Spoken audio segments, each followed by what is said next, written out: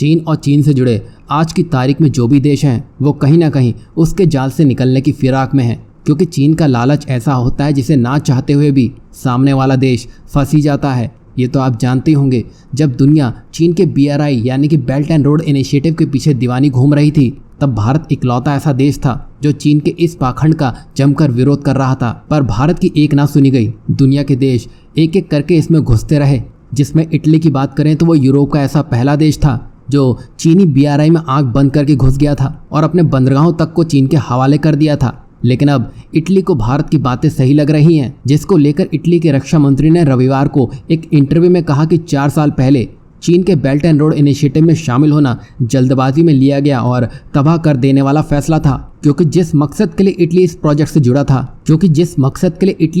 से जुड़ा था उसको लेकर किसी भी तरह की डेवलपमेंट देखने को नहीं मिली। आपको बता दें कि इटली की पिछली सरकार ने BRI पर साइन किए थे और अब इटली को अपनी गलती का एहसास होने लगा है और वो इस बात पर विचार कर रहा है कि इस समझौते से कैसे बाहर निकला जाए, क्योंकि यहाँ इटली चीन को कुछ बेच नहीं पाया, उल्टा चीन से धड़ाधड़ सामान एक्सपोर्ट होते रहे हैं। वहीं यहाँ खास बात यह है कि इटली 2019 में BRI में शामिल होने वाला पहला डेवलप्ड इकोनॉमी था। इससे आप समझ सकते हैं कि उस समय इटली चीनी चश्मा लगाए घूम रहा था, जिसकी वजह से आज वो ऐसे मुहाने पहुंच चुका है जहां एक तरफ कुआं है तो दूसरी तरफ खाई है। वहीं अब इटली ने जो भी फैसला लिया है, देर से ही सही, वो चीनी ताबूत में आखिरी कील ठोक गया है, क्योंकि इटली विकसित देश है। उसके ऐसा करने से बाकी देश भी चीन के BRI से कन्नी काटते नजर आ सकते हैं, जो चीन के लिए उसके विस्तारवाद में बड़ी चोट पहुंचाने का काम करेगा। वहीं दूसरी बड़ी खबर में भारत जो चीन के साथ करने में लगा है, दुनिया का कोई देश नहीं कर पाया है। चीन ने भले ही भारत पर कई हमले किए हों, लेकिन चीन भारत को ना ही झुका पाया है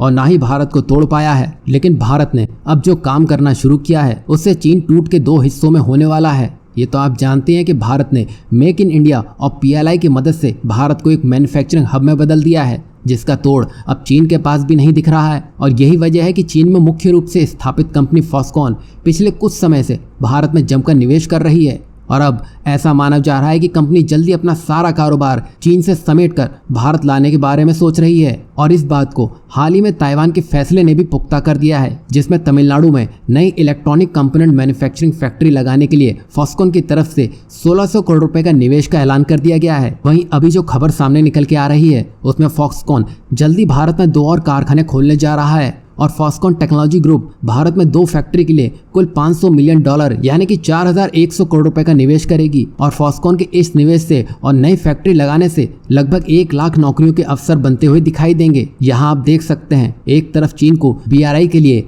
इटली ने लात मारी तो दूसरी ओर भारत ने ताइवानी टेक दिग्गज के साथ मिलकर चीन को एक बड़ी आर्थिक चोट पहुंचा दी है।